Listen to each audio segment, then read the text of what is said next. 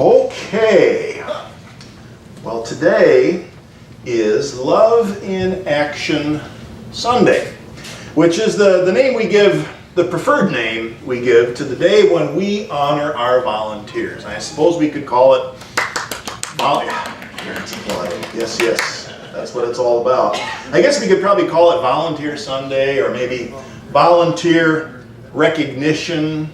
It's kind of cold, isn't it, though? When I hear the word volunteer, this old movie, maybe it was an old movie or maybe a comedy sketch, I'm thinking, maybe something on the Carol Burnett show. This comedy sketch about the French Foreign Legion comes to mind. You might be familiar with this scene. There's this grizzled old sergeant standing in front of this group of legionnaires out in the desert, and the sergeant says something like, "Well, men, we have a major battle ahead.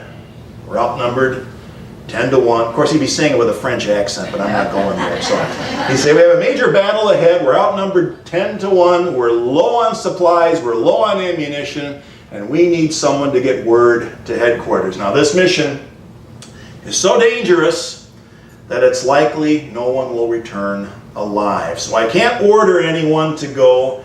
It'll have to be a volunteer.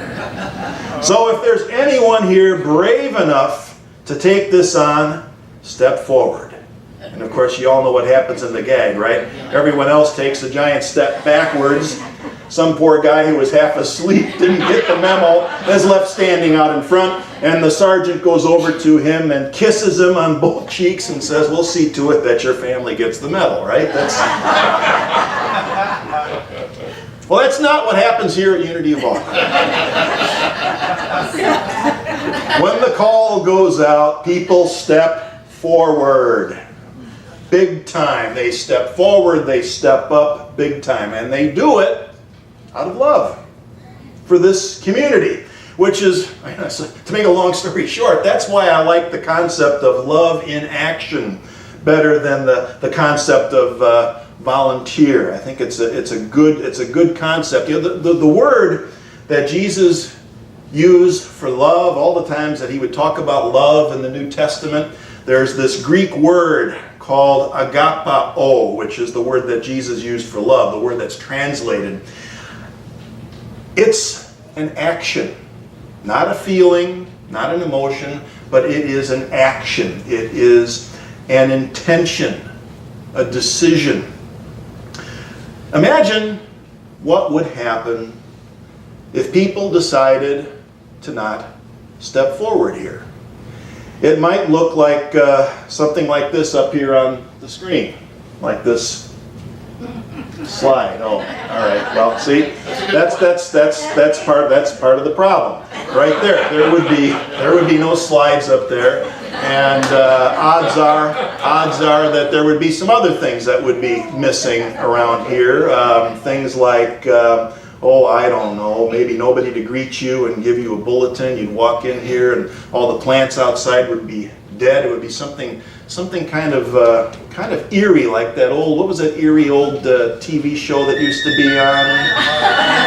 Yeah, that one. It would be like something out of the Twilight Zone. Nobody to greet you, nobody to give you a bulletin, nothing in Manning Hall after the service, no thrift store, no decorations or floral arrangements, no holiday potluck dinners, no videos up on YouTube, no spiritual resource center, no chaplains. I mean, you get the idea. On and on and on. It would be very different. So when people start stepping up, everything changes. You know, over the years, there are all these different organizations that have done surveys about church life and church membership, and the one thing that all these surveys have in common, they identify the thing that's most important to people who attend a church or a spiritual community on a regular basis. And the thing that's most important across the board is this thing called community. Community, that's what it's all about. Whether it's a mega church with 3,000 people on a Sunday or a little country church with 25 people on a Sunday, people are looking for that sense of belonging, of being in a community where they share something in common with other people. So One of the main reasons people attend a church, or as we call it here, our spiritual community, is for a sense of community. It hasn't always been that way, because I can remember when I went to church as a child, I did it more or less out of a sense of, there was some fear, there was some guilt, there was obligation. Church was presented to me as a form of fire insurance, if you know what I mean, right? People who go to church don't go to hell, or kind of like this sign up here. From the Church of Christ, they're asking on their sign, where will you spend eternity? Smoking or non-smoking?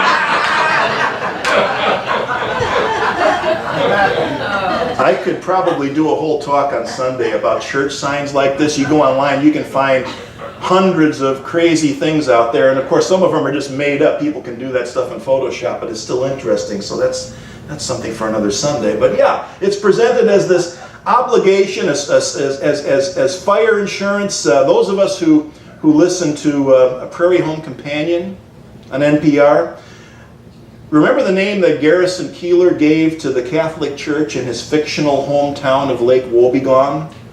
He calls it Our Lady of Perpetual Responsibility, which is perfect. I mean, that's my background, and that's kind of the way it was presented. So, for a lot of people, going to church wasn't so much a sense of community, it was a responsibility, an obligation. And now that seems to be changing, which is probably because the way we live is changing. You know, we've got that mission statement that we share every Sunday. We talk about our changing world, helping people, teaching people how to thrive in a changing world. And indeed, the pace of change is getting faster and faster. It's not just your imagination, I promise you. In the face of that kind of change, that's when community connection can become even more important, because as human beings, we are social creatures. Somewhere in our DNA, we know that we need to band together to not just survive, but to thrive. At a bare minimum, we need that family unit as our community, but it's more than just that. Ideally, we need to be part of an even larger group in order to thrive and to grow. People have always come together in some kind of groups, families, clans, tribes, villages, because we know that community is good for us. And for a lot of people, there are social clubs and service organizations that satisfy that need for them, and that's great if that works for them. But I think for probably all of us here, we reached a point where we needed to go in a slightly different direction. We reached a point where we needed to look at something more. We recognize that spiritual and emotional intelligence is just as important, and maybe even more important, than IQ.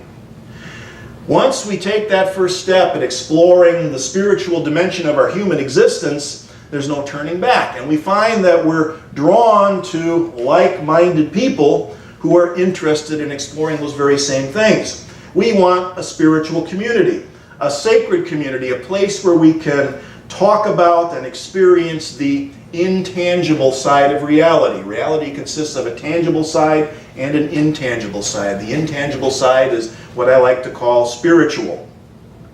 We want to find the resources, the information, the support that we need so we can continue in that process of learning and transformation. And ideally, what we want to do is we are evolving to the point where we are going to transcend the idea of family, clan, tribe, and grow into greater and greater circles of caring and compassion. Country, world, universe, whatever it takes. That's what we're up to here. So the virtue of service and belonging, it's a part of all the major spiritual teachings around the world. I think most of us are familiar with there's that story in the Gospel of John where Jesus washes the feet of his disciples, and they don't want him to do that, but he says that yes, this is important teaching. And you might have noticed that Pope Francis has made that a regular part of his ministry now, not just at Easter. And the Buddhists, they have a very similar story to the foot washing story. One of the Buddha's monks was sick, and nobody really wanted to take care of this monk because that monk had really never done much for the other monks. And so the Buddha went with his own attendant and washed the monk who was sick and took care of him. And then he went back to the rest of his followers and he said, "Monks, you have no mother. You have no father. Who might tend to you? If you don't tend to one another, then who will tend to you?" And then he says this, he says, "Whoever would tend to me should tend to the sick." Jesus said something similar. "Whatsoever you do to this, the least of my brothers or sisters, you do unto me." So truth is universal. This longing for community is universal. And in order to have community, it requires people to step up and make that community function. And that's what we are honoring today, is the spiritual community that is co-created by the collective consciousness that we see here today. Consciousness and action, consciousness in action, love in action. So I want to close this part of the service with a poem that's called "To Be of Use." It's by Marge Piercy, and I offer this in honor of all of the important work that you are now doing, that you've done in the past, and that you will soon be called upon to do. To be of use. The people I love the best jump into work head first without dallying in the shallows. And they swim off with sure strokes almost out of sight. They seem to become natives of that element. The black, sleek heads of seals bouncing like half-submerged balls. I love people who harness themselves an ox to a heavy cart, who pull like water buffalo with massive patience, who strain in the mud and the muck to move things forward, who do what has to be done again and again. I want to be with people who submerge in the task, who go into the fields to harvest and work in a row and pass the bags along, who stand in line and haul in their places, who are not parlor generals and field deserters, but move in a common rhythm. When the food must come in, the fire must be put out. The work of the world is common as mud. Botched, it smears the hands, crumbles to dust. But the thing worth doing, well done, has a shape that satisfies, clean and evident. Greek amphoras for wine or oil, Hopi vases that held corn are put in museums. But you know, they were made to be used. The pitcher cries for water to carry, and a person for work that is real.